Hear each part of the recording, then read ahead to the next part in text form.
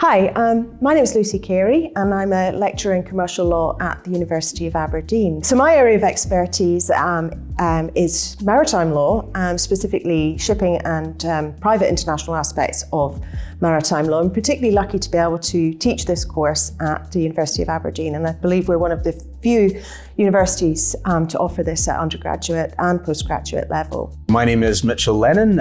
I'm a lecturer here at the law school at University of Aberdeen, and my specialty is international law of the sea. So this is a part of what we would call public international law, and it's a big component of public international law. And this deals with the relationships between different countries, or what we would call states, and their different activities at sea. So things like shipping, environmental protection, climate change, and a range of different kind of geopolitical issues, topics. Yeah, and it's quite nice that we can offer both of these courses because unlike a lot of areas of law, public and private international law actually connect very strongly in maritime law. For example, as you mentioned, environmental law, shipping is regulated by environmental law considerations by the UN at the IMO, International Maritime Organization.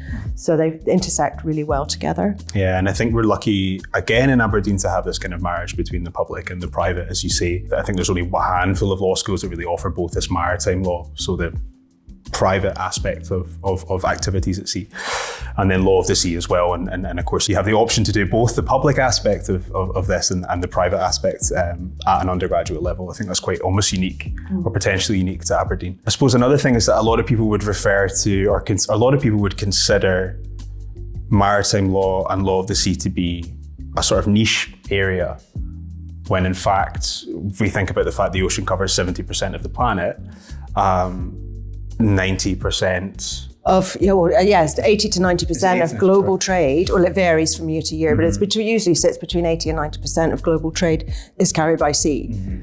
And it's something that people don't often think about and think it's quite a niche area, but actually impacts all of us every day. Yeah, exactly. And then we have a whole range of new challenges, both from the geopolitical side of things and a range of different parts of the world, sort of key shipping routes, areas that might potentially be closed off for a range of geopolitical reasons. And then also challenges like climate change as well. So at least from my side and the public international law side, the law of the sea side, we have this UN Convention on the Law of the Sea, and this carves up the ocean into different zones, and states have different levels of kind of jurisdiction and what they can and can't do in certain areas of sea, and we have a whole range of things that are kind of impacting that, not least things like climate change. So if you think about sea level rise, for example, this might cause problems with kind of jurisdiction and how these areas of sea that states have jurisdiction over are measured as well. If you think about fish stocks as well, some of these might be moving in and out of different jurisdictions due to climate change as well. So there's a whole range of different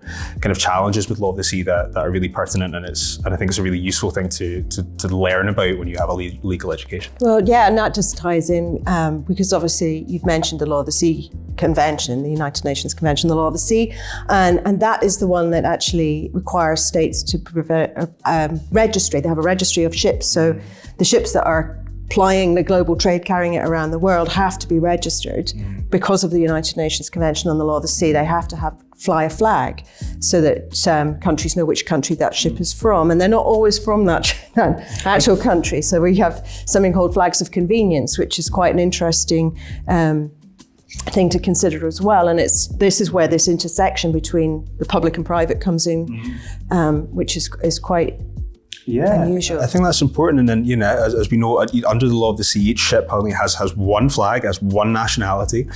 And I talked already about these different jurisdictional zones and so on that the Law of the Sea Convention sort of, applies to the ocean.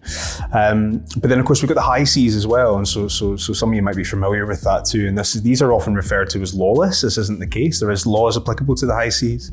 And as we said already, if a ship has one nationality, it's, if another ship comes along and arrests and detains that vessel, that's contrary to international law, it's contrary to the Law of the Sea.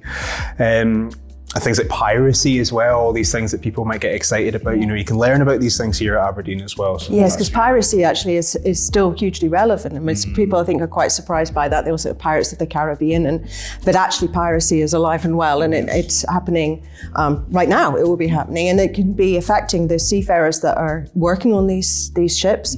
They can be kidnapped for ransom, and some of them end up being held. Some of them have been held for 2 years at a time. So it's all of these things are really relevant, and sometimes they'll obviously pirates will attack the ship to take the cargo, but other times they do it to kidnap the crew.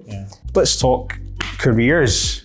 Shall we? This is a good one, because I think we've got so far from the two of us having the chance to kind of teach this for now, I think a good few academic years now.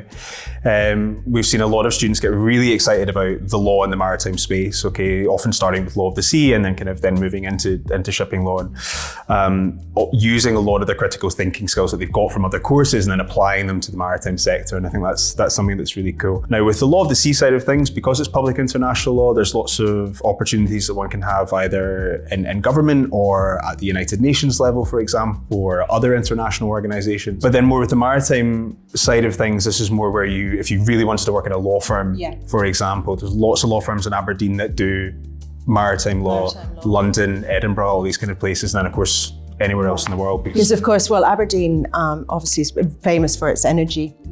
But we also have a lot of fishing vessels. We've got a big port with ferries that go out to Orkney and Shetland, and they're carrying cargo and they're also carrying passengers. There's always going to be disputes arising in any form of trade and contracts. So there's always plenty of work for lawyers. And then also insurance as well, because insurance actually, it sounds like it's dull, but it's not. Insurance underpins the whole thing. In terms of international trade. So we have actually what is called P&I clubs, protection and indemnity clubs, and they are the insurers of the ship owner's third-party liability. So if a ship collides with another ship, for example, then you'd be looking to the insurer to cover that. And a lot of our students, could consider going into that as a career, because these P&I clubs actually have in-house lawyers as well that deal with these types of claims.